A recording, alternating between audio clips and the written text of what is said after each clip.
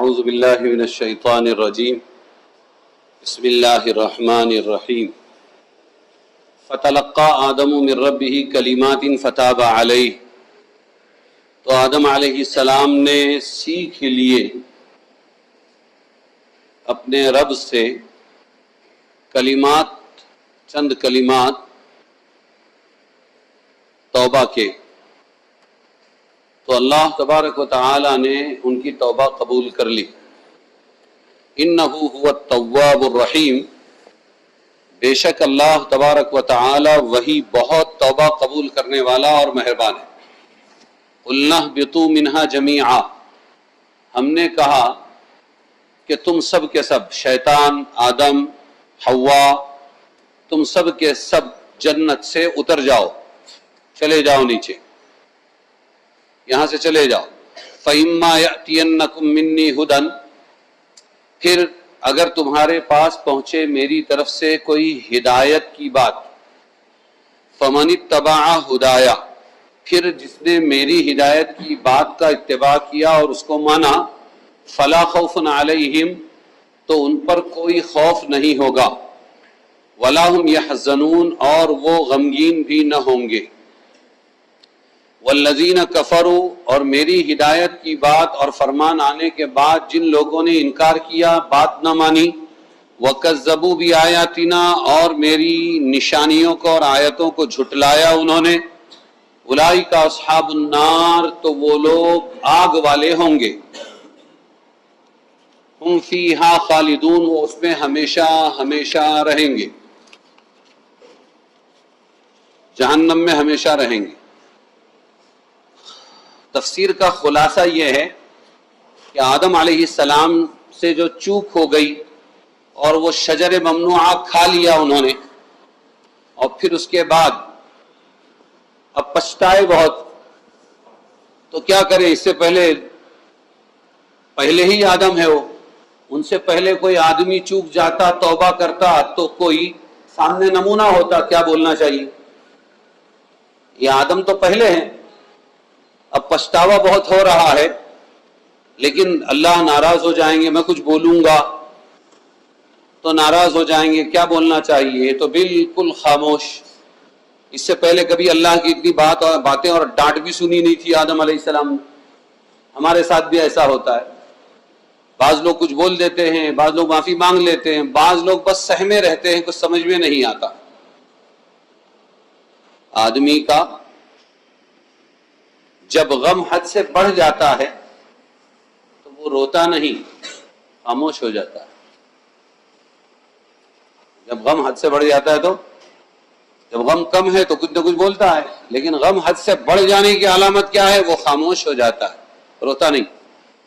اب آدم علیہ السلام کیا کریں؟ تو انہوں نے اپنے رب سے چند الفاظ، یہ اللہ ہی کی مہربانی ہے کہ اللہ نے ان کو سکھایا، سجھایا، آپ یہ بولو.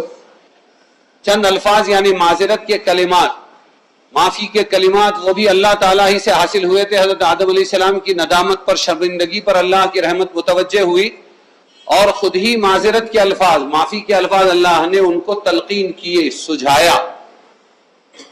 تو اللہ تعالیٰ نے رحمت کے ساتھ توجہ فرمائی ان پر، یعنی توبہ قبول کر لی. بے شک وہی ہے بڑے توبہ قبول کرنے والے، بڑے مہربان. اور حضرت حوا کی توبہ کا بیان کہ یہ تو آدم نے معافی مانگی اور اللہ نے قبول کی، یہاں یہ ہے. اور ساتھ میں قصوروار تو کون تھی؟ حوا بھی تھی. تو حوا علیہ السلام نے توبہ کی کیا نہیں؟ تو کی تھی، اور وہ سورہ اعراف میں آیا قالا، دونوں نے کہا، ڈبل کا صیغہ ہے. ربنا، اے ہمارے رب، ظلمنا، ہم نے ظلم کیا، انفسنا، اپنی جانوں پر، فاغفر لنا، تو ہمیں معاف فرما دے. وہاں آدم حوا دونوں کی توبہ کا تذکرہ ہے. وہ بھی توبہ اور قبول توبہ میں آدم کے ساتھ شریک رہی، مگر معاف فرمانے کے بعد بھی اب ٹھیک ہے، توبہ تلہ سب ہو گیا. لیکن زمین، اچھا ٹھیک ہے ابھی تم یہاں سے رہو، زمین پہ مت جاؤ، یہ نہیں فرمایا. پھر بھی زمین جہاں پر جانے کا حکم باقی رہا. توبہ الگ چیز ہے. بھائی صاحب، آپ کو 10 لاکھ روپیہ میں نے دیا تھا، لیکن آپ نے مجھے اب تک نہیں دیے، ستایا، گالی دی، یہ کیا وہ کیا وہ کیا، اب میں معافی مانگ رہا ہوں. تو ٹھیک ہے تمہاری تمام زیادتیوں اور بد اخلاقیوں کو میں نے معاف کیا تو کیا 10 لاکھ بھی معاف ہو گئے؟ نہیں، وہ تو باقی رہیں گے نا، بدسلوکی معاف ہوگی۔ تو اب یہاں بھی ایسا ہی ہوا کہ اللہ نے ان کی جو بھی چوک ہو گئی تھی اس کو تو معاف کر دیا، مگر زمین پر اتارنے کا حکم منسوخ نہیں ہوا۔ کیوں؟ یہ الگ بات تھی، اصل تو یہی تھا۔ وہ شروع میں کہا اللہ نے قال ربک للملائکۃ انی جاعل فی الارض خلیفہ، کہ میں زمین پر اپنا خلیفہ اتارنے والا ہوں۔ وہ کیسے اتارنے والا ہوں اس کے لیے تمام مقدمات یہ سب تھے، اس کا کوئی سبب ہونا چاہیے نا، تو وہ تو اصل ہے کہ اترنا تو ہے۔ کیوں؟ ہزاروں حکمتیں تھی اس میں اور مصلحتیں پوشیدہ تھی، البتہ طرز بدل گیا۔ پہلے حکم تھا حاکمانہ، چلو جاؤ نیچے سب کے سب، جب ناراض تھے، اور اب حکیمانہ تھا، اب انداز کیا ہو گیا؟ حکیمانہ، حکمتوں بھرا ہو گیا۔ پہلا حکم زمین پر اترنے کا حاکمانہ تھا سزا کے طور پر، اب یہ حکم حکیمانہ انداز سے اس طرح ہوا، قلنا، ہم نے کہا، اہبطوا منہا جمیعا، اتر جاؤ یہاں سے تم سب کے سب زمین پر چلے جاؤ، یعنی ہم نے حکم فرمایا نیچے جاؤ اس بہشت سے سب کے سب۔ پھر اگر آوے، اب اس کے بعد وہاں ہوگا امتحان، زمین میں کیا ہوگا؟ کون کامیاب، کون ناکام، کون اچھا، کون برا، کون اللہ کا فرما بردار، کون نافرمان، کہ اب میں اپنے فرامین بھیجتا رہوں گا، اپنی ہدایات بھیجتا رہوں گا۔ تمہارے پاس اگر میری طرف سے کسی قسم کی کوئی ہدایت یعنی احکام شرعیہ وحی کے ذریعے آ جائے کہ اب یہ کرنا ہے یہ نہیں کرنا، تو جو شخص پیروی کرے گا میری اس ہدایت کو مانے گا اور پیروی کرے گا تو اس کو یہ انعام دوں گا کہ نہ اس کو جو ہے کوئی غم ہوگا، خوف ہوگا، اور نہ کبھی وہ غمگین ہوں گے، نہ اندیشہ ہوگا، نہ ان پر ایسے لوگ غمگین ہوں گے، یعنی ان پر کوئی خوفناک واقعہ نہ پڑے گا، خوفناک واقعہ نہ پڑے گا، اور قیامت کے ہولناک واقعات سے ان کا بھی خوف زدہ ہونا اس کے منافی نہیں ہے، جیسا کہ احادیث میں ہے قیامت کے ہولناک واقعہ صحیحہ میں ہے، سب پر ہول اور خوف طاری ہو جائے گا۔ اب دو باتیں ہیں، لا خوف علیہم ولا ہم یحزنون، خوف اور حزن، خوف اور حزن دونوں میں فرق ہے۔ حزن وہ کیفیت ہے جو کسی مضرت اور مصیبت کے واقع ہونے کے بعد قلب میں پیدا ہوتی ہے، مصیبت آئی اب دل جو ہے نروس رہنے لگا، اس کو کہتے ہیں حزن۔ وہ کیفیت ہے جو کسی مضرت و مصیبت کے واقع ہو جانے کے بعد قلب میں پیدا ہوتی۔ خوف ہمیشہ قبل وقوع ہوا کرتا ہے، اگر ایسا ہوا تو کیا ہوگا، اور اگر ویسا ہوا تو کیا ہوگا، ابھی کچھ ہوا نہیں ہے، اس کا نام ہے خوف۔ کچھ ہونے سے پہلے دل کی ڈر والی کیفیت کا نام ہے خوف، اور اگر ہو گیا واقعہ، موت ہو گئی، مال کا نقصان ہوا، زمین میں زلزلہ آیا، نالائق حکمراں آ گیا، اسلام پر کوئی افتاد پڑی، تو اب جو دل میں غم ہوتا ہے اس کا نام ہے حزن۔ کیا نام ہے؟ اور خوف کس کو کہتے ہیں؟ کچھ بھی ہونے سے پہلے کے ڈر کا نام کیا ہے؟ تو اللہ نے دونوں کہا، نہ پہلے کا جو کچھ تمہارا نقصان ہوا اس کا بھی خوف نہیں ہوگا، خوف نہیں ہوگا، اور آگے بھی تم کو اب ڈرنے کی ضرورت نہیں۔ بیمار ہو گئے تو کیا ہوگا، جنت میں بیماریاں نہیں، بڈھے ہو گئے تو کیا ہوگا، جنت میں بڑھاپا نہیں۔ شری رام پور اصول ہے، کسی بھی مجلس میں بیٹھ کر درس ہو یا بیان، آپ اگر بولنے والے کے ہونٹ پر اپنی نظر رکھیں گے تو آپ کا ذہن حاضر رہے گا، اور اگر آپ ادھر ادھر رہے اور شیطان نے یہ سجھایا میں بڑا چتر ہوں، شانہ ہوں، پنکھے کو دیکھتا رہوں گا اور کان میرے بیان سنتے رہیں گے، تو نظر غالب آئے گی، آپ کا دھیان پنکھے پر چلا جائے گا۔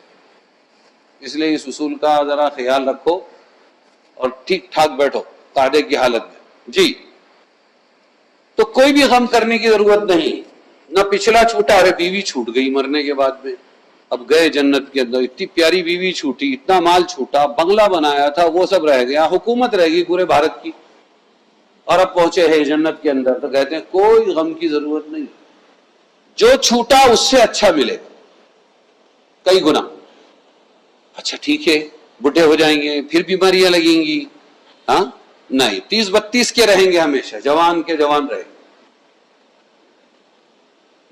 لا یفنا شبابہم शबाबुहु वला तबला सियाबुहु, न कपड़े बोसीदा होंगे, जन्नतियों का हाल बयान किया, और न उनकी जवानी कभी खत्म होगी, हर आने वाला दिन मजीद जवान बनाता जाएगा। ये जन्नत की नेमतें हैं। इसलिए अच्छा खाना क्या पकाना पड़ेगा, फिर खा लिया तो पचाना पड़ेगा, वहां पखाना भी नहीं, पेशाब भी नहीं है, हवा भी नहीं निकलेगी, कुछ भी नहीं हो, सिस्टम खत्म, हमेशा जवान। यहां जोरू का डर सब सारे डरों पर गालिब, वहां जोरू फर्मा बरदार, हाँ वो कभी सताएगी नहीं। तो जितने भी आप किस्में बयान कर सकते हैं पहले या बाद में, दिल पर गम आने की, खौफ पहले और हुज्न बाद में, वो तमाम के तमाम को लपेट के अल्लाह ने कहा ला खौफुन अलैहिम वला हुम यहज़नून। अगर मेरी हिदायत पर तुम लोग चलोगे तो फिर उसका फायदा यह होगा कि एक ऐसी जिंदगी दूंगा तुमको, ला खौफुन अलैहिम, उन पर कोई खौफ नहीं होगा और न वो गमगीन होंगे, ना अगला ना पिछला। जी, और ये जो चुटपुट जैसे बताया, थोड़ा सा कोई कयामत का हौलनाक हादसा आ गया और कोई मुसीबत आ गई, तो वो थोड़ा सा जो असर होता है वो अलग चीज है। भयानक खौफनाक हादसे से इनको कभी हलाक नहीं करो। हुज़्न वो कैफियत है जो किसी मज़रत और मुसीबत के वाक़े हो जाने के बाद कल्ब में पैदा होती है। खौफ हमेशा क़ब्ले वुक़ू हुआ करता है, अभी कुछ हुआ नहीं फिर भी दिल डर रहा है, इसका नाम खौफ है। और क्या अल्लाह का कलाम अगले पिछले तमाम गमों को लपेट के बोल दिया कि मेरे वली जो होंगे, जो हिदायत पर चलेंगे, वो कौन होंगे? अल्लाह के वली, वली यानी दोस्त। ला खौफुन अलैहिम अला इन्ना औलिया अल्लाहि ला खौफुन अलैहिम वला हुम यहज़नून। दूसरी जगह फरमाया, जिसको हम बड़ी शान से फातिहा में पढ़ते हैं, अला इन्ना औलिया अल्लाहि ला खौफुन अलैहिम वला हुम यहज़नून। लेकिन वली के ढंग पर चलने की, ठप पर चलने की कोई कोशिश नहीं करता। तो बोलने को बोलते हैं लेकिन वो रास्ता इख्तियार नहीं करते, उन पर कोई गम नहीं होगा। अच्छा, अल्लाह ताला ने हुस्न और गम दोनों की नफी फरमा दी, क्योंकि उन पर कोई आफत और कुल्फत वाक़ई ना होगी जिससे हुस्न या खौफ हो। आगे उन लोगों का हाल बयान किया, ये हुए हिदायत को मानने वाले, मैं हिदायत भेजूंगा दुनिया में, मानने वाले गम से आजाद। और जो लोग कुफ्र करेंगे, अल्लाह के हुक्म को नहीं मानेंगे और तकजीब करेंगे, आगे की बात नहीं नहीं ये सब गलत है, असातीरुल अव्वलीन है, ये किस्से कहानियां हैं, कहेगा कुरान, कहेगा अल्लाह, नाउजुबिल्लाह। हमारे अहकाम के ये लोग अगर कुफ्र करेंगे, झुटलाएंगे तो दोज़ख वाले होंगे और दोज़ख में हमेशा रहेंगे। जहन्नम वाले होंगे ये और जहन्नम में हमेशा रहेंगे। ये उनका बदला, उनको सजा। पहले की आयतों और अब की इस आयत से दोनों का ताल्लुक क्या है? रब्त आयात जिसको कहते हैं, इसका क्या ताल्लुक है?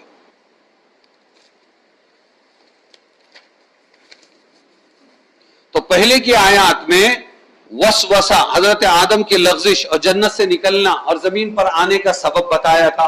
क्या हुआ? अल्लाह की नाफरमानी थी ना बज़ाहिर। हजरत आदम अलैहिस्सलाम में ऐसे खिताब और इताब कहां सुने थे? अल्लाह ने कभी प्यार किया? हमेशा प्यार किया, डांटा नहीं था। न ऐसे संग दिल थे कि उनको बर्दाश्त कर जाते, बेचैन हो गए, फौरन ही माफी की इल्तिजा करने लगे। मगर पैगंबराना मारिफत और उसकी वजह से, इंतहाई हैबत से कोई बात जुबान से न निकलती थी, या इस खौफ से कि माफी की इल्तिजा कहीं खिलाफ शान होकर और ज्यादा अल्लाह नाराज ना हो जाए, जुबान खामोश थी। अल्लाह रब्बुल इज्जत दिलों की बात को जानने वाले हैं और रहीम और करीम है। यह हालत देखकर अल्लाह ताला ने खुद ही माफी के लिए चंद कलिमात, अल्फाज उनको सिखा दिए, उनके दिल में डाल दी, और उसका बयान आयात में है कि आदम अलैहिस्सलाम ने हासिल कर लिए। क्या हासिल किए? अपने रब से चंद अल्फाज, फतलक्का आदमु मिर रब्बिही कलिमातिन, बेशक चंद अल्फाज। तो अल्लाह ताला ने उन पर रहमत के साथ तवज्जो फरमाई। तौबा वो कर रहे हैं तो अल्लाह भी मुतवज्जे हुए, यानी उनकी तौबा कबूल कर ली। बेशक वही हैं बड़े तौबा कबूल करने वाले, इन्नहु हुवा तव्वाबुर रहीम, मेहरबान। मगर चूंकि रुए जमीन पर आने में और भी हजारों हिकमतें, मसलहतें पोशीदा थी। मसलन अब वो हिकमतें क्या थी जिसके लिए जमीन में भेजा? मसलन उनकी नस्ल से फरिश्तों और जिन्नात के दरमियान एक नई नौ इंसानी का वजूद में आना। इंसान तो नहीं थे ना दुनिया में, पहले फरिश्ते थे और जिन्नात थे, उन्होंने बहुत फसाद मचाया था, उनको पहाड़ों के पीछे भेज दिया था। उनमें खैर ही खैर, गुनाह का मादा नहीं फरिश्तों में, इनमें शर ही शर, नेकी का मादा नहीं जिन्नात के अंदर। तो अल्लाह का खलीफा बन नहीं सकते थे, आदम खलीफा बनते। अब अगर ये जन्नत ही में रहते तो जन्नत में पैदाइश का सिस्टम नहीं है, जन्नत में पैदाइश का सिस्टम नहीं है, तो फिर नस्ल कैसे चलती? और जन्नत पाक जगह है, पैदा भी कर देता आदम को अल्लाह ताला अपनी कुदरत से। आदम लाखों आदमी पैदा हो जाते तो गुनाह नहीं होता। क्यों नहीं होता? जन्नत पाक जगह का नाम है, जन्नत में गुनाह बिना नहीं है। तो ऐसी जमीन भी होना चाहिए जहां नस्लें आदम भी हो और गुनाह के चांसेस भी हो, उसके लिए जमीन थी। ये हिकमत थी। इसलिए तौबा कबूल करने के बाद भी फरमाया कि तुमको जाना है। चुनांचे आए नस्ल इंसानी से फरिश्तों और जिन्नात के दरमियान एक नई नौए इंसान का वजूद में आना, उनको एक तरह का इख्तियार दे दिया। फिर अल्लाह एक इख्तियार देना था उनको कि थोड़ा तुम भी कुछ कर सकते हो, फुटबॉल नहीं हो, फुटबॉल नहीं हो।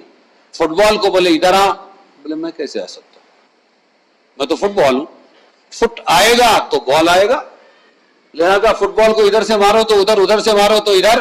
तो कुछ इंसान ऐसे टेढ़े भेजे के हैं, वो उसी किस्म को काफिरीन मुनाफिकीन में से उन किस्म के हैं। वो कहते हैं अल्लाह ताला काहे को जन्नत जहन्नम बनाया और काहे को नमाज पढ़ना और फिर हिसाब किताब होना। जब अल्लाह ने तय कर दिया है कि चंद लोग जन्नत के लिए पैदा किए वो जन्नत ही में जाएंगे, चंद लोग जहन्नम के लिए पैदा किए वो जहन्नम ही में जाएंगे, तो ये सारा नाटक क्यों है?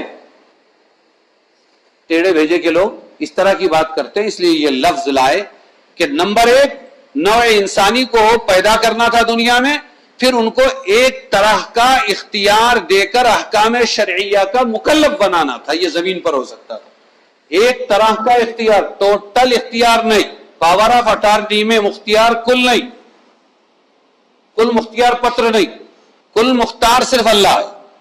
समझ में आया? लेकिन थोड़ा सा इख्तियार, वो कैसा इख्तियार कैसे समझ में आएगा कि आप किसी आदमी को मां की गाली दे दो तो बर्दाश्त करेगा, ही हंसेगा वो, अरे बोलो ना, पलट के आपको जवाब देगा। आपको भी मां की गाली हो सकता है वो दे दे, आप उसको मारने के लिए आगे बढ़ो, वो दिफा करेगा बराबर के, बोलेगा मुझे मार, यूं करेगा वो। बोलो ना, कंकर आ गया निवाले के अंदर, बीवी ने खाना दे दिया, अब कंकर आ गया तो क्या कंकर को निगल लेगा वो? चावल की तरह निगल लेगा? अरे कच्छ पूरे निवाले को बाहर कर देगा वो। अरे समझ में है जी? और अगर बदबू आ गई कहीं से, खाने की जगह पाखाना किसी बच्चे ने लाकर रख दिया तो खा लेगा वो? अरे बोलिए ना, मैं आपको समझाने की कोशिश कर रहा हूं, कुछ इख्तियार को समझा रहा हूं, एक तरह का इख्तियार इसको समझा रहा हूं कि हर बंदे को और बंदी को अल्लाह ने आदम की औलाद को इख्तियार दिया है। वो टोटल इख्तियार नहीं है, पकड़ के मारना चाहो तो मार भी डालोगे, वो मर जाएगा वो। लेकिन जितना हो सकता है वो हर बुरी चीज से, मौत से, बीमारी से मुकाबला करने की कोशिश करेगा। मालूम हुआ कि ये फुटबॉल नहीं है, लेकिन फुटबॉल ऐसा कभी नहीं करेगा। फुटबॉल को उठा के यहां से मारो तो सीधा उधर जाएगा, उधर से मारो तो इधर आएगा, मजबूर महज। मैं बहुत बड़े सवाल का जवाब दे रहा हूं, जिसको लोग डिबेट कहते हैं, ये इस्लामिक डिबेट है ये। मैं उसको बहुत आसान करके इसी लफ्ज की तशरीह में समझाना चाहता हूं कि अल्लाह ने आदम को दुनिया में क्यों भेजा, ताकि कुछ एक तरह का इख्तियार देकर फिर उसको अहकाम शरइया का मुकल्लफ बनाए। अब नमाज पढ़, ज़कात दे, रोजा रख, गाली से बच, बद अखलाकी से बच, जुल्म से बच, ज्यादती से बच, हुकूक के मारने से बच। तो कैसे बचूं अल्लाह, मैं तो कुछ कर ही नहीं सकता। समझ में आया? क्यों नहीं कर सकता? तो वो मैंने पहले बताया आपको कि अपने को जो नुकसान पहुंचाने वाली चीजें हैं वहां बराबर रोकता है कि नहीं, अपने आप को नुकसान से बचाता है कि नहीं। मालूम हुआ इसको कुछ इख्तियार है जी। तो दूसरा पॉइंट ये था, फिर उनमें खिलाफत इलाहिया कायम करना था, हुदूद और अहकाम शरइया नाफिज करना था, ताकि ये नई मखलूक तरक्की करके उस मकाम पर पहुंच सके जो बहुत से फरिश्तों को भी नसीब नहीं है। और उन मकासिद का जिक्र तखलीक आदम से पहले ही कर दिया गया था। इन्नी जाइलुन फिल अर्ज़ि खलीफा, आई नहीं जाए, मैं क्या बनाने वाला हूं जमीन में।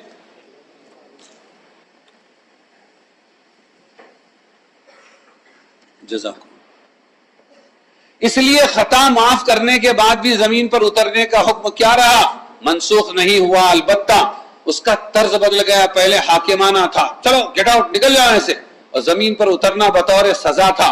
اب یہ ارشاد حکیمانہ اور زمین پر آنا خلافت الہیہ کے اعزاز کے ساتھ ہوا کہ جاؤ اب تم آدم زمین پر جاؤ اور تم میرے نائب اور خلیفہ بن کر جاؤ. کیا کرو؟ نائب اور خلیفہ. اس لیے اچھے لوگوں سے گناہ تو نہیں ہوتے ہیں، لیکن حکمت خدا بندی سے کیا ہوتا ہے کہ گناہ نہیں ہوتے. یہ لاسٹ ہے شاید، نہیں نیچے چھوڑ دو، جانتے آسانی سے. گناہ تو نہیں ہوتا ہے لیکن شکل گناہ بنا دیتے ہیں. یہ اچھی طرح سمجھو، گناہ تو نہیں ہوتا ہے لیکن کیا ہوتا ہے؟ موسیٰ علیہ السلام اپنی قوم، مظلوم قوم کا ساتھ دینا چاہتے تھے، تو موسیٰ علیہ السلام نے کیا کیا کہ ایک فرعونی ظلم کر رہا تھا موسیٰ علیہ السلام پر. تو کیا ہوا؟ یہ گئے اور وہ فرعونی کو ایک تماچا مارا. ایک تماچے سے دنیا میں کبھی بھی قتل نہیں ہوا. آپ ڈیفیمیشن دیکھیے، اس میں تعریف دیکھیے کہ بھائی یہ فل مرڈر، ہاف مرڈر، اس کے کیس جو قلم لگتے ہیں نا، وہاں پر ڈیفیمیشن ہر پولیس والے کو بھی معلوم رہتا ہے. آلے دھار دار، تیز آلے دھار دار سے اگر مارا ہے تو قتل کا کیس بنے گا، ورنہ نہیں بنے گا. اس لیے وہ خود کبھی کبھی رائے دے دیتے ہیں. کون بہت ستا رہا ہے؟ مکہ مار، تیز دنا دن مارو. کیا بولتے ہیں؟ سمجھاتے ہیں وہ لوگ، مکہ مار. موسیٰ علیہ السلام نے تھپڑ مارا، وہ مر گیا. اب بولو وہ مظلوم کا، وہ جو مقتول تھا، اس کا قاتل کون؟ ارے بولیے نا، موسیٰ علیہ السلام. اور تھپڑ کبھی قاتل ہوا ہے دنیا میں؟ نہ پہلے ہوا. تو موسیٰ علیہ السلام قاتل نہیں ہے. تو اللہ تعالیٰ اپنے نیک بندوں سے جو کام کروانا چاہتے ہیں اس کے لیے بعض مرتبہ گناہ تو نہیں ہوتا، شکل گناہ ضرور بنانا پڑتی ہے. تو شکل گناہ بنا دی اللہ نے. یہ ہونے کے بعد جو دوسرے دن پھر گئے تو پھر وہ لڑائی جھگڑا، ان کا مظلوم ساتھی، ارے بچاؤ بچاؤ بچاؤ. پھر دوسرا فرعونی تھا، انہوں نے ڈانٹا اپنے والے کو، تجھ پھنسا دیے، کل اس سے لڑ رہا تھا اور آج یہ کر رہا ہے. اور پھر ارادہ تھا کہ جا کے فرعونی کو ماریں گے، لیکن وہ سمجھا کہ یہ وہی تھپڑ ہے جو کل قتل کر چکا ہے، آج میرا نمبر ہے. اس سے پہلے اس نے بہت شور مچایا، یوں کہا ارے تم ہی ہو جس نے کل قتل کیا تھا اس کو، آج مجھے قتل کرنا چاہتے ہو، تم تو دنیا میں فساد پھیلانا چاہتے ہو. اور 24 گھنٹہ گزر گیا تھا، فرعونی لوگ تلاش کر رہے تھے کس کی مجال کہ ایک فرعونی کو مار دیا کسی نے. وہ موسیٰ کے ہاتھ سے مرا تھا، وہ بھانڈا پھوٹ گیا. اب بھانڈا پھوٹا تو فرعون کو جا کے کہنے لگے وہ تیرا لے پالک، وہ تیرا دتک، وہ جو گود میں لے کے بیٹھا ہے تو، وہ سمندر میں بہتا ہوا آیا تھا، وہی تیری بہن بیوی نے کہا تھا قرۃ عین، ہماری آنکھوں کی ٹھنڈک بنے گا، بیٹا بنا لیں گے، یہ اسی کا کارنامہ ہے. ورنہ تو کس کی مجال تھی کہ فرعونی آدمی کو مارتا. اچھا اب مشورہ کرو. تو ایک آدمی آیا بھاگ کر، اس نے کہا اے موسیٰ میں تیرا خیر خواہ ہوں، بہت بڑی میٹنگ چل رہی ہے اور میں مشورے میں سے اٹھ کر آیا ہوں، ایک ہی راستہ ہے، نکل جا. تو موسیٰ علیہ السلام نکلے، جا کر 10 سال حضرت شعیب علیہ السلام کی بکریاں چرائی اور ایک بیٹی سے نکاح ہوا. اور پھر وہاں اللہ نے کوہ طور پر بلا کر ڈائریکٹ بات کی اور موسیٰ کو 10 سال فرعون کے مال اور ذخیرے کے بجائے، حکومت کے بجائے پال کر بتایا پالنے والی ذات ہم ہے. ارے سمجھے کہ نہیں سمجھے؟ اب پاور آیا کہ فرعونی کو دعوت دینا تھا، توڑنا تھا فرعون کو، تو اس کا کھاتے کھاتے دعوت دے سکتے تھے کیا؟ فرعون تو کلمہ پڑھ لے، ایسا ہو سکتا تھا؟ کبھی بھی نہیں ہو سکتا تھا. تو یاد رکھو کچھ اللہ والوں سے اللہ تبارک و تعالی شکل گناہ ضرور کراتے ہیں، وہ گناہ نہیں ہوتا. یوسف علیہ السلام کا اور دوسروں کا بھی قصہ ہے. یہاں پر ہمارے آدم علیہ السلام، وَعَصَىٰ آدَمُ رَبَّهُ فَغَوَىٰ، اور چوک ہو گئی آدم سے اللہ کی شان میں. نبی تو معصوم ہوتے، یہ کوئی گناہ نہیں تھا، ایک پھل کھا لیا، وہ بھی شیطان کے ورغلانے پر کھایا. لیکن یہ سٹوری بنانا تھی اللہ کو. سمجھ میں آیا؟ شکل گناہ بنانا تھا اللہ تبارک و تعالیٰ کو. تو اللہ تعالیٰ نے شروع میں کہا کہ ایسا ایسا ہے اور جاؤ یہاں سے اتر جاؤ. اور بعد میں اللہ تبارک و تعالیٰ نے کیا کہا کہ اے آدم تجھے میرا خلیفہ بنا کے بھیج رہا ہوں. کیا بنا کے بھیج رہا ہوں؟ ہاں میں تو نہیں آؤں گا دنیا کے اندر، لیکن میرے تمام شریعت کو کون چلائے گا؟ تو چلائے گا. کون چلائے گا؟ سیدھا بیٹھو. کون چلائے گا؟ تو چلائے گا، کہ تجھے نافذ کرنا ہے، تو میرا خلیفہ ہے. اس لیے زمین پر اترنے کے حکم کو پھر مکرر بیان فرمایا کہ ہم نے حکم فرمایا کہ نیچے جاؤ اس جنت سے سب کے سب، پھر اگر آوے تمہارے پاس میری طرف سے کسی قسم کی ہدایت یعنی احکام شرعیہ وحی کے ذریعے، تو جو شخص پیروی کرے گا، مانے گا میری اس ہدایت کی پیروی کرے گا، تو نہ کچھ اندیشہ ہوگا اس پر اور نہ وہ غمگین ہوں گے، یعنی نہ کسی گزشتہ چیز کے فوت ہونے کا غم ہوگا اور نہ آئندہ کسی تکلیف کا خطرہ ہو. تلقا، اب یہ ڈکشنری میننگ کی بھی تھوڑی بحث کرتے ہیں کہ تلقا لفظ کیا ہے. تو تلقا جو ہے، یہ تلقا کے معنی ہے شوق اور رغبت کے ساتھ کسی کا استقبال کرنا. شوق اور رغبت کے ساتھ کسی کا. لقیہ جو ہے، لقیہ یلقا کا مطلب کیا ہے؟ ملنا. ملاقات اسی سے بنا. ملاقات لفظ اردو میں جو آیا کیسے بنا؟ لقیہ یلقا سے، اسی سے ہے. تلقا باب تفاعل میں گیا. یہ اس کے معنی ہے شوق اور رغبت کے ساتھ کسی کا استقبال کرنا، اس کو قبول کرنا. مراد یہ ہے کہ اللہ تعالیٰ کی طرف سے جب ان کو توبہ کے کلمات کی تلقین کی گئی تو آدم نے اہتمام کے ساتھ ان کو قبول کیا اور وہی کلمات اپنی زبان سے ربنا ظلمنا انفسنا یہ انہوں نے کہے. یہ مطلب کلمات، یہ نکرہ کا صیغہ ہے.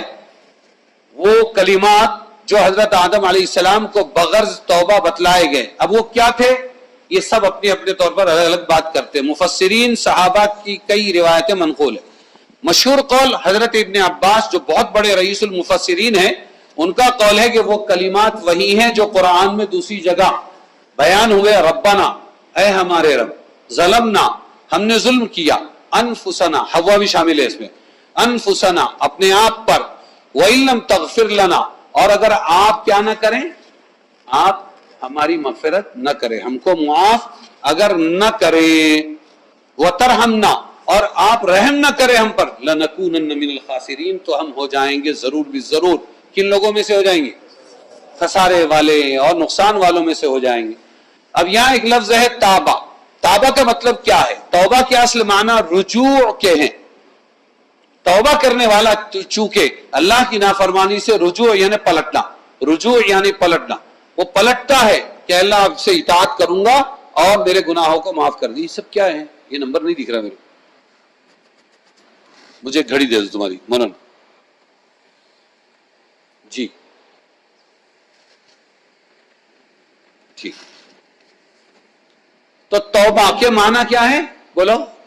پلٹنا، رجوع کرنا، پلٹنا. اور جب توبہ کی نسبت بندے کی طرف کی جاتی ہے کہ بندے نے توبہ کی، ایک ہے اللہ نے توبہ کی، ایک ہے بندے نے توبہ کی، تو اس کے معنی تین چیزوں کا مجموعہ ہوتا ہے. اگر تین چیزیں پائی گئی تو یہ توبہ کرنے والا صحیح، ورنہ اس کی توبہ ناقص، قبول نہیں ہوگی اللہ کی. وہ تین چیزیں کیا ہیں؟ نمبر ایک، اپنے کیے ہوئے گناہ کو گناہ سمجھنا، اس پر نادم و شرمندہ ہونا. کیا ہے؟ اپنے کیے ہوئے گناہ کو گناہ سمجھنا، پھر اس پر کیا ہونا؟ شرمندہ اور نادم ہونا. نمبر دو، اس گناہ کو بالکل چھوڑ دینا، اب نہیں کروں گا. تیسرے، آئندہ کے لیے دوبارہ نہ کرنے کا پکا عزم اور ارادہ کرنا. تو نمبر ایک گناہ سمجھنا، شرمندہ ہونا. نمبر دو چھوڑ دینا گناہ کو. اور نمبر تین آئندہ نہ کرنے کا پکا ارادہ. یہ تو اس کے ہاتھ میں ہے نا، پھر گناہ ہو سکتا ہے لیکن ارادہ تو کر سکتا ہے. پکا عزم و ارادہ کرنا. ان تین چیزوں کے مجموعے کا نام کیا ہے؟ توبہ. کیا نام ہے اس کا؟ تو اگر یہ کرے گا تو اس کی توبہ صحیح قبول ہوگی. ہاں، اگر ان تین چیزوں میں سے ایک کی بھی کمی ہوئی تو وہ توبہ نہیں ہے. اس لیے اس سے معلوم ہوا کہ محض زبان سے اللہ توبہ کے الفاظ بول دینا نجات کے لیے کافی نہیں، جب تک یہ تینوں چیزیں جمع نہ ہو، یعنی گزشتہ پر ندامت، حال میں اس کا ترک کرنا چھوڑنا، مستقبل میں اس کے نہ کرنے کا عزم و ارادہ، یہ ہوئی توبہ. ورنہ توبہ توبہ توبہ توبہ، یعنی کان کو کھڑا لگاتا ہوں، توبہ توبہ، خالی اتنا بول دینے سے وہ توبہ. اسی لیے گھروں میں روزانہ جھگڑے ہوتے ہیں، روزانہ توبہ ہوتی، کیونکہ وہ توبہ توبہ ہی نہیں ہو، خالی توبہ کے الفاظ ہے وہ. ہاں، تو توبہ اس کا نام ہے. معلوم ہوا کسی نے اگر اپنے فہم سے یا اپنی سوچ سے یا کسی واقعے سے اگر نکال کے یہ کہہ دیا کہ چوتھی شرط چھوٹ رہی ہے توبہ کی، اور وہ یہ ہے کہ نکلے بغیر، اللہ کے راستے میں نکلے بغیر، خروج کے بغیر توبہ قبول نہیں ہوتی، تو یہ دین میں زیادتی ہے اور ان کا یہ قول مردود ہے، وہ کسے باشے. سمجھے آپ؟ ایک واقعہ ہے، 99 مقتولوں کو قتل کیا ایک آدمی نے بنی اسرائیل کے زمانے میں. توبہ کا ارادہ ہوا، ایک اردھوٹ کے پاس آیا، نیم حکیم خطرہ جان اور نیم ملا خطرہ ایمان.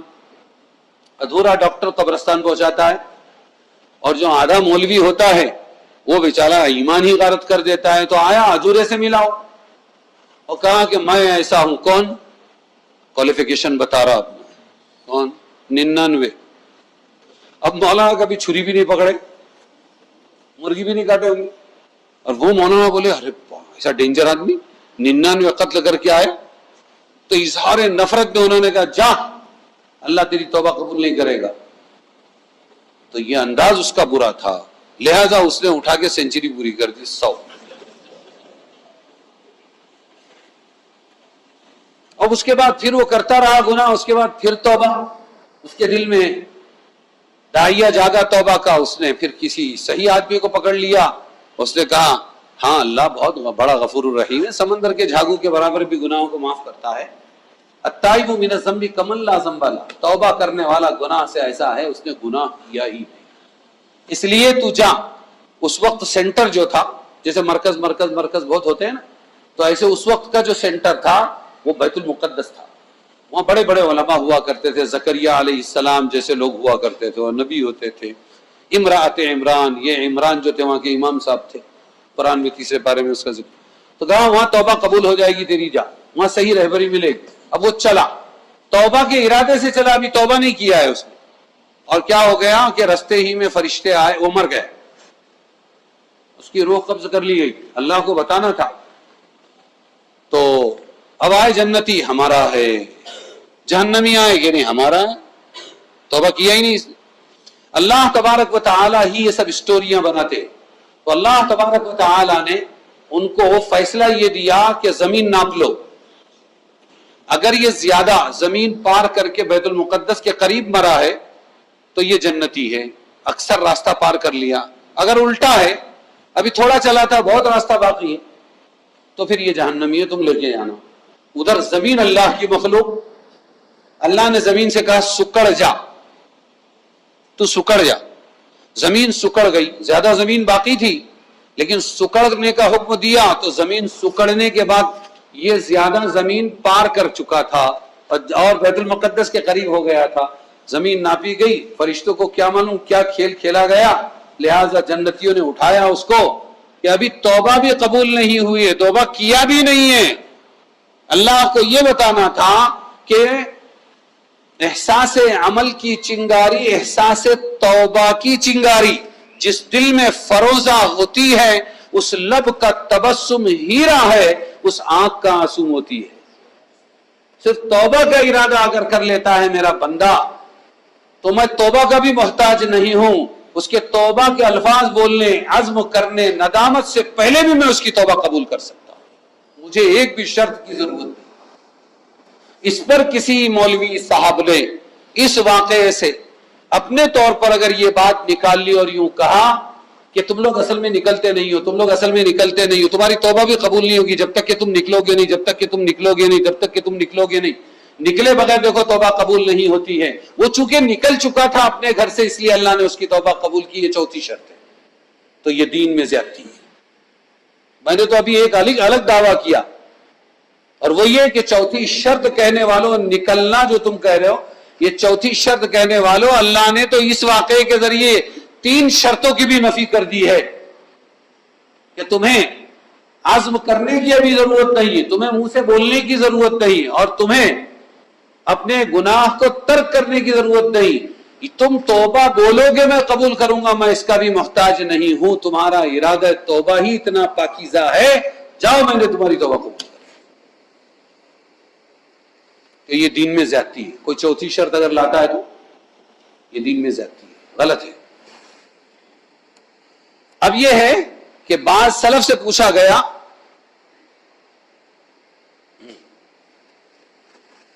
اس میں ایک بحث اور ہے, اور وہ بحث کیا ہے؟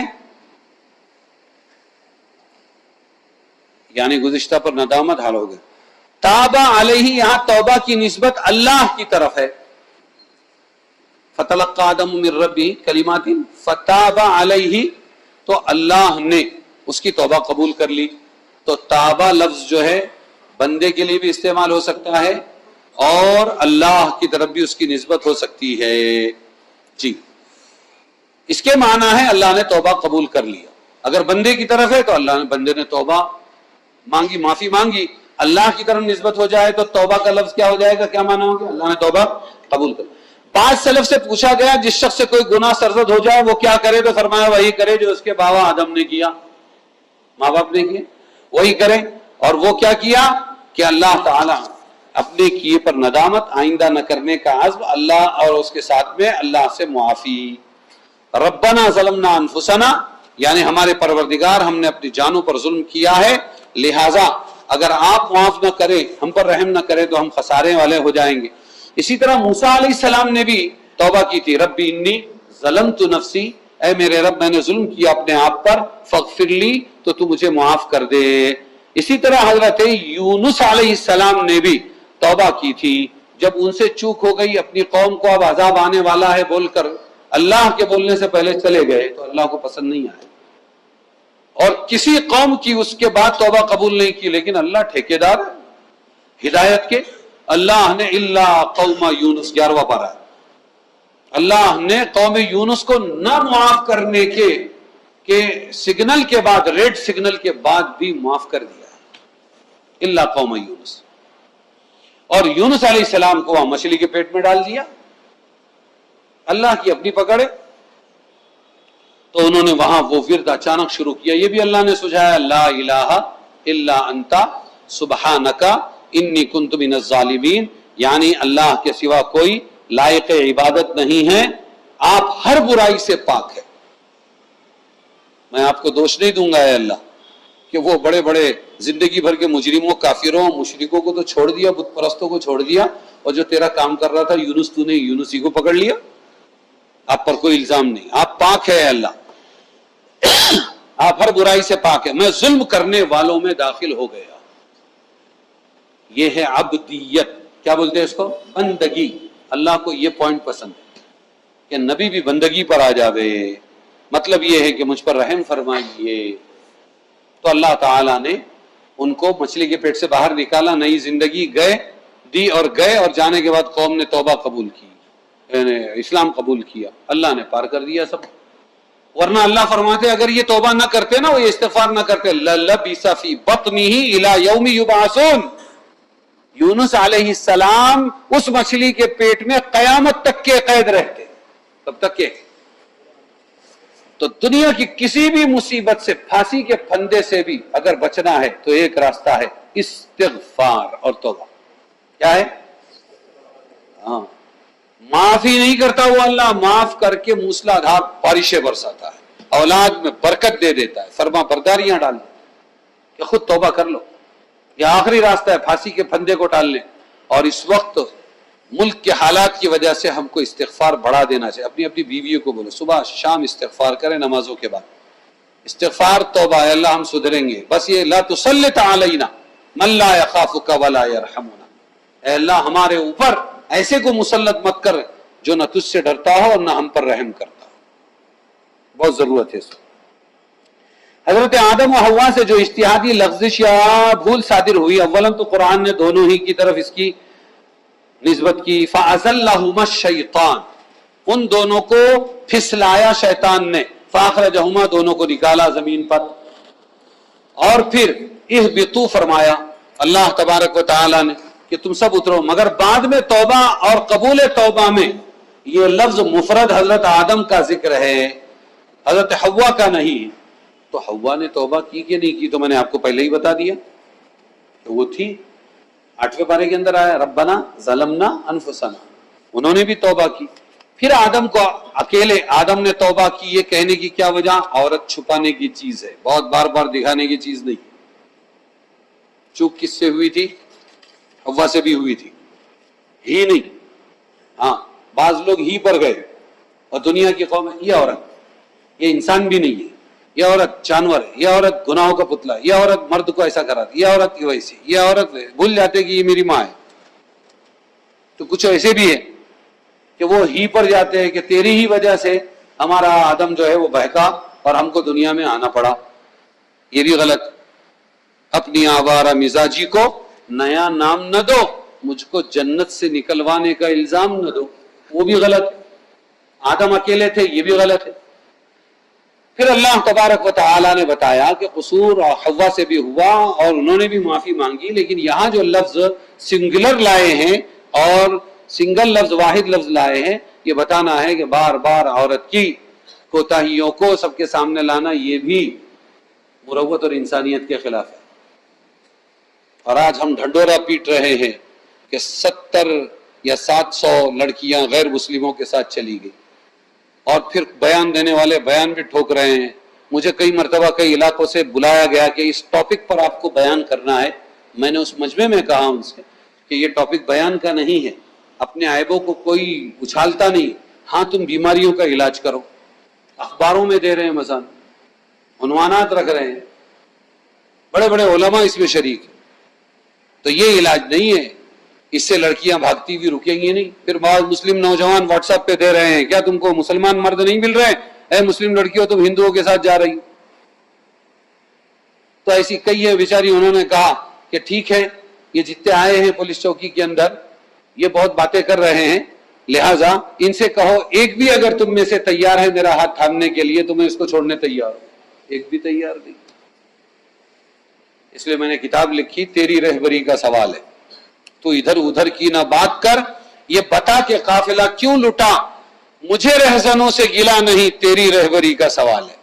مسلم اپنی جگہ صحیح ہوتا، علماء اپنی ذمہ داریاں نبھاتے، اور حضور کا پورا دین اگر ہم اس مسلمان کو بتاتے، وقت پر نوجوانوں کے نکاح ہوتے، وقت پر نوجوانوں کے نکاح ہوتے، اور ڈگریوں کے واسطے مسلم لڑکیوں کو نکاحوں کے لیے ترسایا نہ جاتا، اور مائیں روڑا اور باپ روڑا نہ بنتے، اور بیوہ اور مطلقہ لوگوں کا نکاح وقت پر اگر ہوتا رہتا تو آج یہ نوبت نہ آتی۔ اور سامنے والوں نے تو 2.5 لاکھ اور 3 لاکھ کا انعام رکھا ہے کہ تم مسلم لڑکیوں کو برباد کرو اور ایک بچہ پیدا کرو، اس وقت تک کا 2 سال کا راشن بھی ہم تم کو دیں گے۔ وہ تو بزنس کر رہے ہیں، اور یہاں مسلمان ہے کہ باتیں کر رہا ہے۔ ہمارے نبی نے اگر ایک طرف اسلام کو سنایا ہے تو دوسری طرف خود عمل بھی کیا ہے، صحابہ سے کروایا ہے۔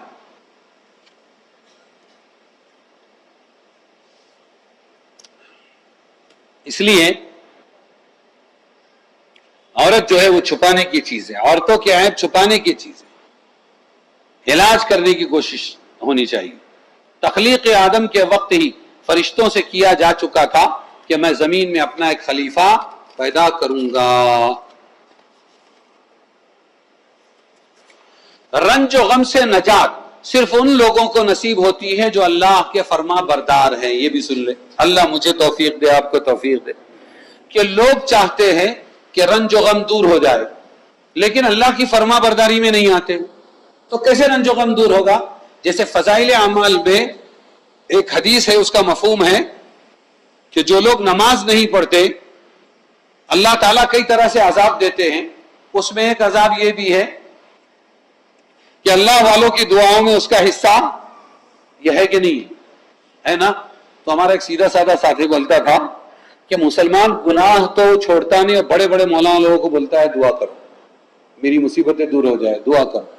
ارے تو قرآن پاک کو گلے میں لٹکا کے بھی گھومے گا نا تو بھی تیری مصیبتیں دور نہیں ہوگی، اس لیے کہ تو نماز نہیں پڑھتا۔ کیا ہے اللہ کی طرف سے ہے یہ کہ نماز چھوڑنے والے کو کئی طرح کے عذاب میں سے ایک عذاب کیا ہے؟ نیک لوگوں کی دعاؤں میں سے اس کا حصہ نکل جاتا ہے۔ بالکل اسی طرح کہ فمن اتبع ہدایا فلا خوف علیہم ولا هم يحزنون، یہ آیت آج کی ہے۔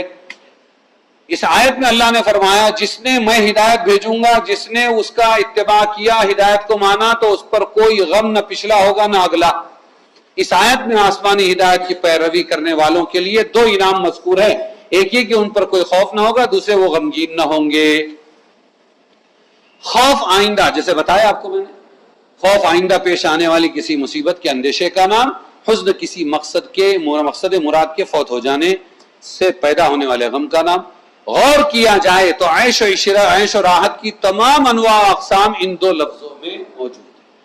دو لفظوں میں عیش و راحت تمام کے تمام آ گئے، نہ پچھلا غم نہ اگلا اندیشہ۔ آرام و آسائش کا کوئی فرد اور کوئی قسم اس سے باہر نہیں۔ پھر ان دونوں لفظوں کی تعبیر میں ایک خاص فرق کیا گیا۔ خوف کی نفی تو عام کر دی کہ ان پر کوئی خوف نہیں ہوگا۔ حزن کے متعلق یہ نہیں فرمایا لا حزن علیہ ولا هم يحزنون کہا۔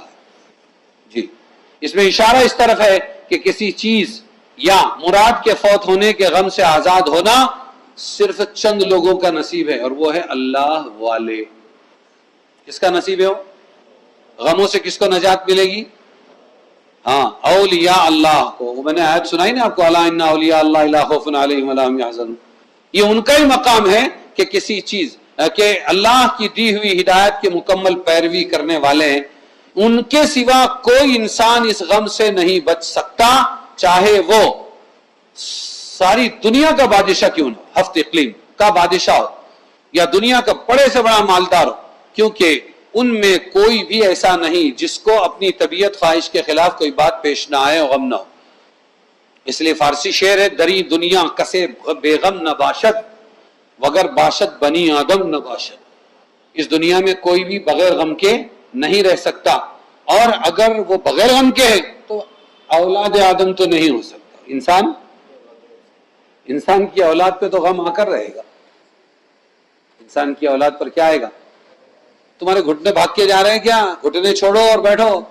بعض لوگوں کو یہ ڈر ہوتا ہے مجلس میں کہ گھٹنے بھاگ جائیں گے تو یوں پکڑ کے بیٹھتے ہیں کس سے، گھٹنے بھاگ جائیں گے پھر چلیں گے کیسے؟ اس لیے اپنا التحیات، میں نے بتایا تھا التحیات میں کوئی سو بھی جائے تو اس کا وضو نہیں ٹوٹتا، کیونکہ یہ جاگے ہوئے ہونے کی علامت ہے، ورنہ تو اگر وہ سویا ہے دھڑام سے گر جاتا نا استرخاء مفاصل کی وجہ سے۔ بخلاف اولیاء اللہ کے کہ وہ اپنی مرضی اور ارادے کو اللہ رب العزت کی مرضی ارادے میں فنا کر دیتے، اس لیے ان کو کسی چیز کے فوت ہونے کا غم نہیں ہوتا۔ قرآن مجید میں دوسری جگہ بھی اس کو ظاہر کیا گیا کہ خاص اہل جنت کا یہ حال ہوگا، وہ جنت میں پہنچ کر اللہ تعالیٰ کا شکر ادا کریں گے، غم دور کر دیا جائے گا، وہ کہیں گے الحمدللہ الذی اذھب عنا الحزن۔ تمام تعریف اس اللہ، یہ جنتیوں کا ڈائلاگ ہے، یہ تمام تعریف اس اللہ کے لیے ہے جس نے ہم سے دور کر دیا حزن کو۔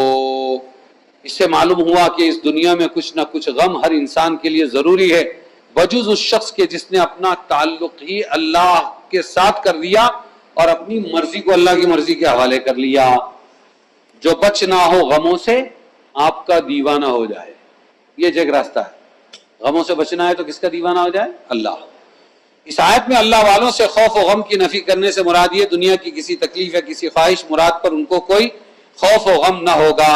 آخرت کی فکر و غم اور اللہ جل شانہ کی ہیبت و جلال تو ان پر اور سب سے زیادہ ہوتی ہے۔ اسی لیے نبی کریم صلی اللہ علیہ وسلم کی شان میں آیا ہے آپ اکثر غمگین متفکر رہتے تھے۔ تو یہ کون سا فکر تھا؟ اللہ کا جلال، دنیا کے چھوٹنے کا غم نہیں۔ قافلہ لوٹا، ایک اللہ والے تھے، نوجوان تھا اللہ والا، اس کا بھی مال لوٹا، سب غمگین تھے اور وہ بالکل خوشحال اللہ کی یاد میں تھا۔ تو کسی نے کہا ارے تیرا مال نہیں لوٹا؟ بولے لوٹا، سب کا لوٹا، میرا بھی لوٹا۔ پھر وہ لوگ غمگین ہیں اور تو بے غم ہے، ایسا کیوں ہے؟ کہنے لگے ان کا دل سے لوٹا، ان کا مال کہاں تھا؟ دل میں تھا، اور میرے دل میں مال نہیں تھا، میرے دل میں اللہ تھا، تو میرا باہر کا گیا، میرے دل کا کچھ نہیں گیا۔ سمجھ میں آیا؟ دل میں اللہ تھا۔ تو جن کا دل سے لٹتا ہے مال وہ غمگین ہوتے ہیں، ورنہ تو فکر میں رہنا تو نبیوں کی شان ہے، یہ فکر اللہ والی فکر ہے۔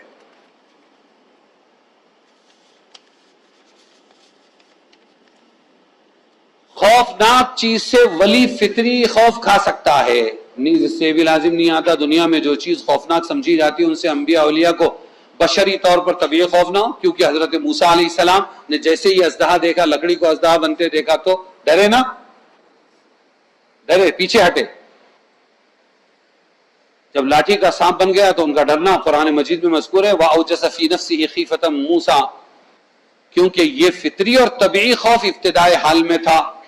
جب اللہ نے فرمایا لا تخف سنعیدها سیرتها الاولی، موسیٰ ڈرو مت، آگے بڑھو اور ہم اس کو پھر ڈنڈا بنا دیں گے، تو یہ ڈر نکل گیا۔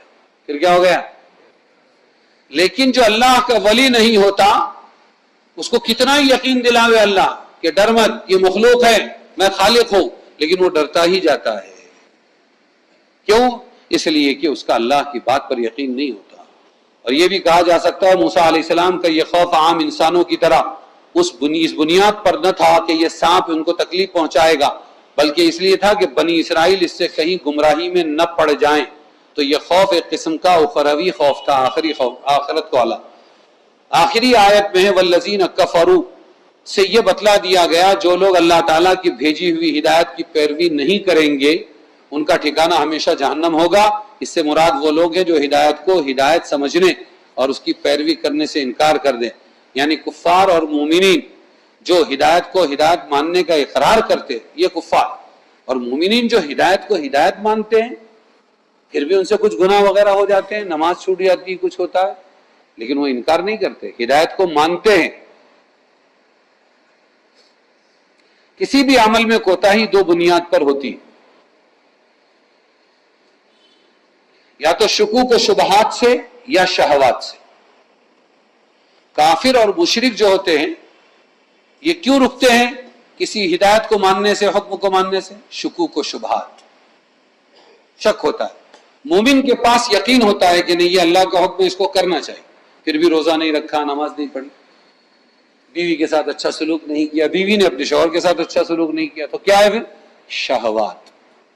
اب شبہات تو نہیں ہے لیکن کیا ہے؟ ابھی شہوتیں ہیں، تو شہوتوں سے عمل کمزور ہو جاتا ہے۔ تو اگر مومن ایسا ہے کہ گناہ میں مبتلا ہے تو اپنے گناہوں کی سزا بھگتنے کے بعد بالآخر جہنم سے نکال لیا جائے گا اس کو۔